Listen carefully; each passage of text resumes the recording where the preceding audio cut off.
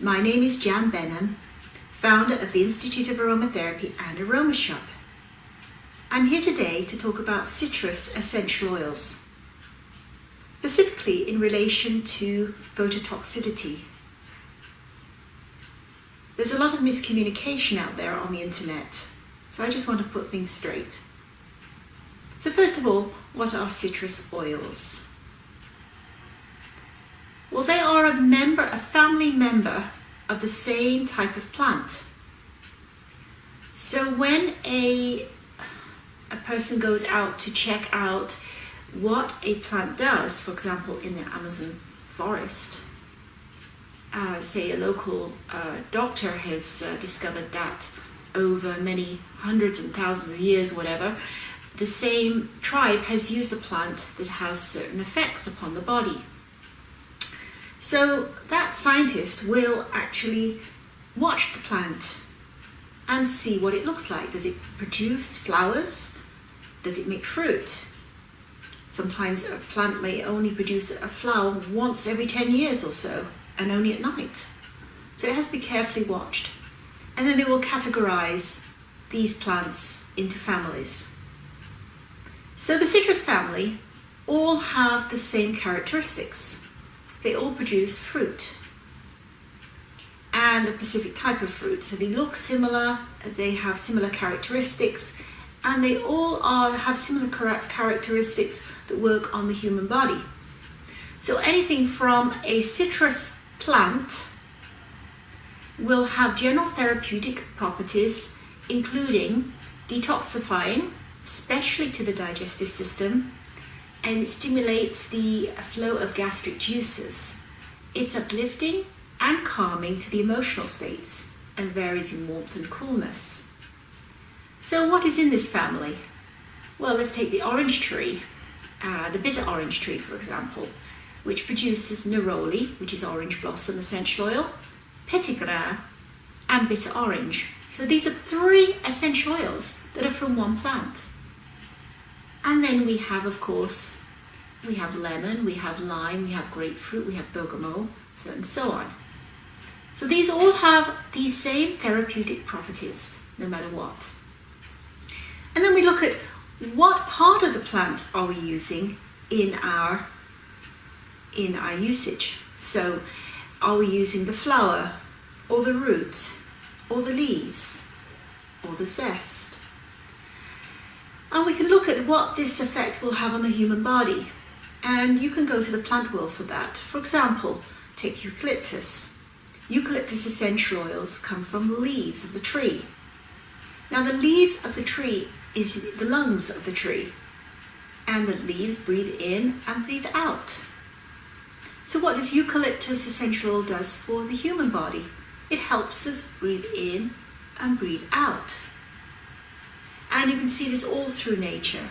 So you can go and look at, if you want calming and soothing, you can look to the roots. If you feel a little bit up there, a little bit anxiety, bringing down to the core, bringing down to your root, bringing yourself down to your feet with vetiver, for example, or ginger root, or sandalwood.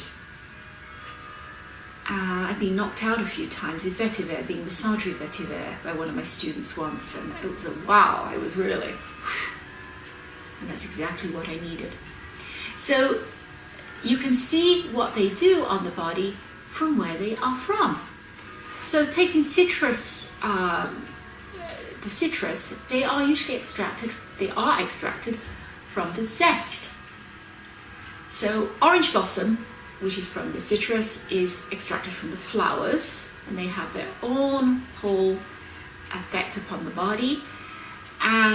But the bitter orange is extracted from the zest of the fruit. And these zests, their particular attributes are that they're uplifting, they're again general detoxifiers, and they are refreshing. So before we go into what is and what isn't photosensitizing, let's look at the individual essential oils.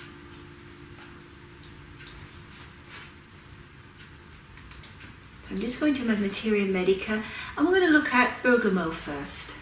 It's spelled bergamot, but the correct saying is bergamo.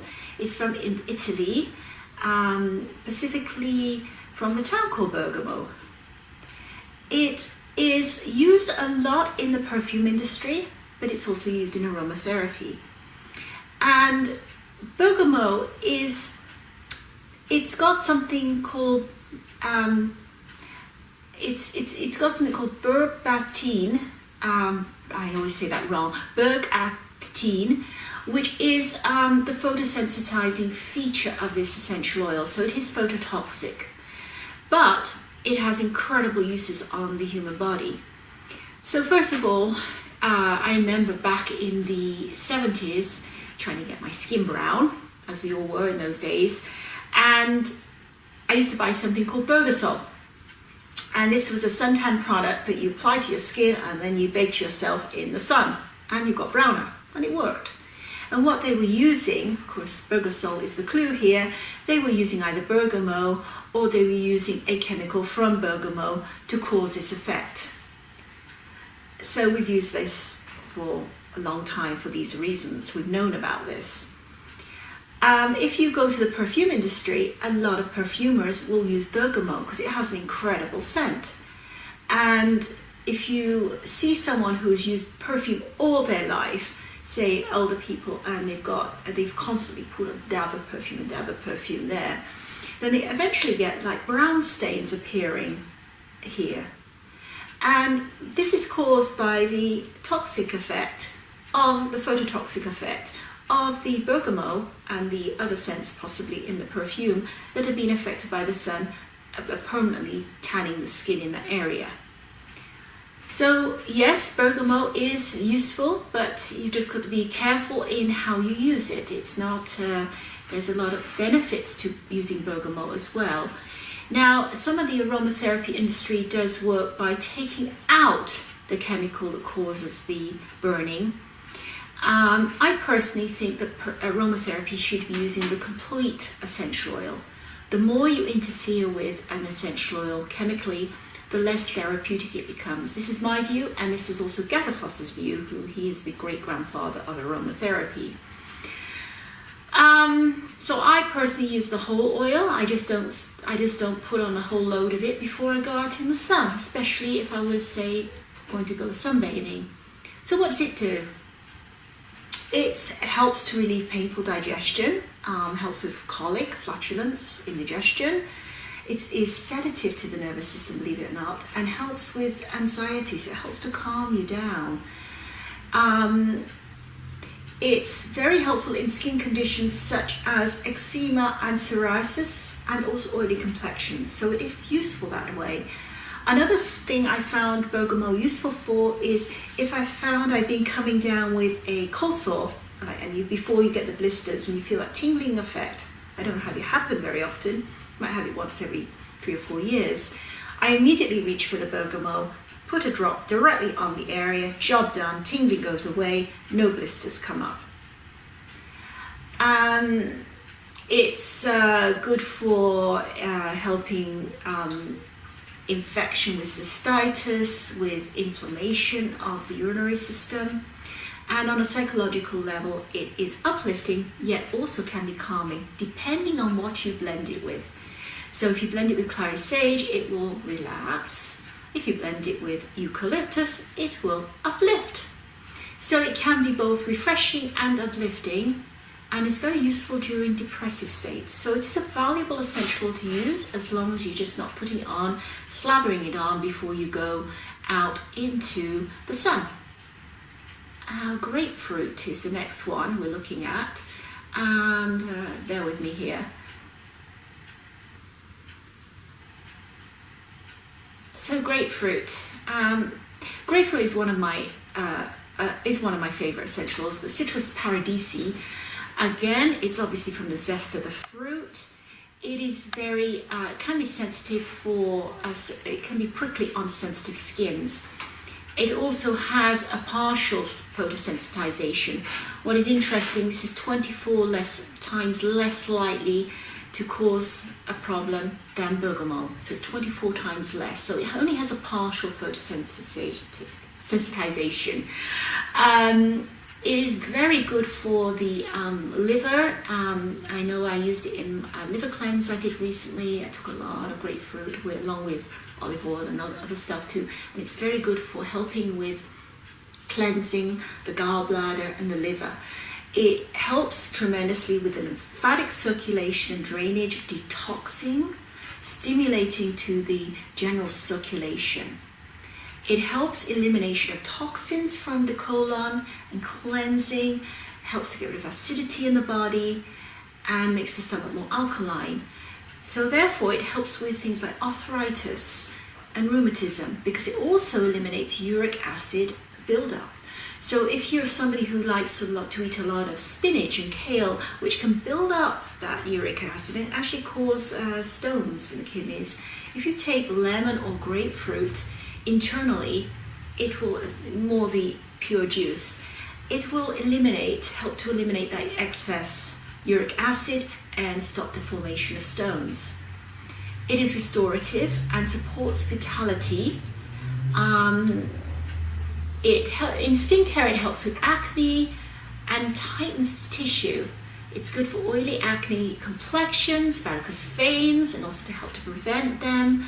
It's good for tired, saggy, greyish, smoker's complexions because it promotes the blood circulation. So, of course, it's an overview is cleansing to the kidneys and the liver.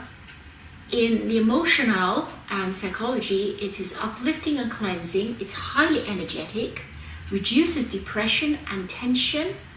The smell of grapefruit gives the feeling of youth and can make one seem younger. So one of the tricks to make you seem younger is to use something with grapefruit in. It will give the feeling to people around you that you're a little bit more youthful. It's a young oil.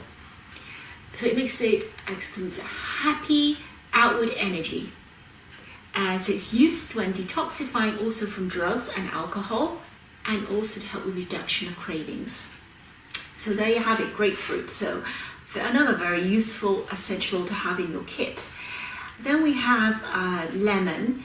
Now lemon has got similar properties to grapefruit. Again, it is a little bit more phototoxic than grapefruit, but not as much as bergamot.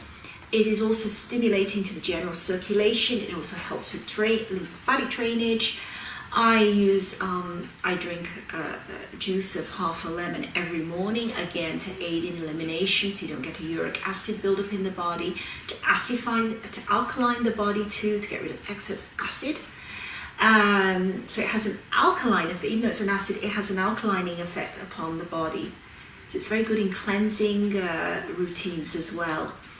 So it improves the digestive process, helps the elimination of toxins, and it's restorative. It again supports vitality. In skincare, it helps with acne and is good for boils and warts and oily acne complexions, mouth ulcers. It's cleansing. It's good for tired, saggy, greyish smoker skin, and also promotes blood circulation.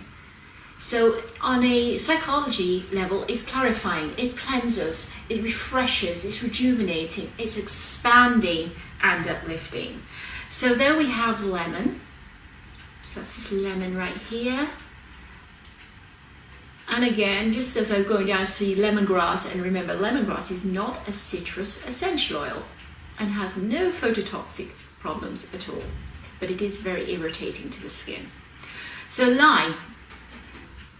Lime is, I would say, a gentler cousin of lemon. It still has all of the potential photosensitization, not again as much, but it is relaxing a little bit. It does stimulate the general circulation and it does aid lymphatic drainage. It's kind of nice if you're doing a blend, for example, say for 3 months, you use something with grapefruit in, then you might change it to lemon, then you might change it to lime. So you kind of make the body keep it on its toes when elimination is occurring. You can of course change your juicing too, add a bit of lime to your gin and tonic instead of a bit of lemon, etc. So to the nervous system, lime refreshes both the mind and body, it supports vitality, it enlivens, It again helps improve the digestive system, helps elimination of toxins from the colon, counteracts acidity in the system. In the skin, again, it helps with acne and cleansing, good for tired, sagging, grayish skin, and promotes the blood circulation. And in the psychology of, it's clarifying, cleansing, refreshing, rejuvenating, expanding, and uplifting. So very close cousin to the lemon. And they look kind of similar to each other, just a little smaller. And then we come to mandarin. Mandarin is kind of unique because it has an ester in. Now, esters are a group of chemicals that are very calming, and these are not present in the previous essential oils that we just mentioned. So I always think of esters as Auntie Esther, a warm woman, motherly figure who is cuddly and calming and soothing. And that's exactly what mandarin is. It's the auntie, cuddly, of the citrus family. Therefore, it's very of value in use in care with babies. It's very perfectly safe to use with babies. It's not at all photosensitive and very calming. So it's one of the safest oils you can use. It again is, because it is a citrus essential oil, it's from the zest, it's still detoxifying, but it's more of a support, and it helps, so it supports emotional healing. It provides nurturing, and if you add it, say, to rose or sandalwood or frankincense, it enhances those properties of those oils. It can give a sensation and aroma of being at the ocean, so that's a nice description. It still improves the general circulation, it still gets rid of excess fluid, so it does stimulate the lymphatic system. It is calming and soothing to the digestive system and constipation, good for travel sickness, upset stomach, but it still stimulates the elimination in the colon. In the endocrine system, it helps support the balancing action of geranium and lavender.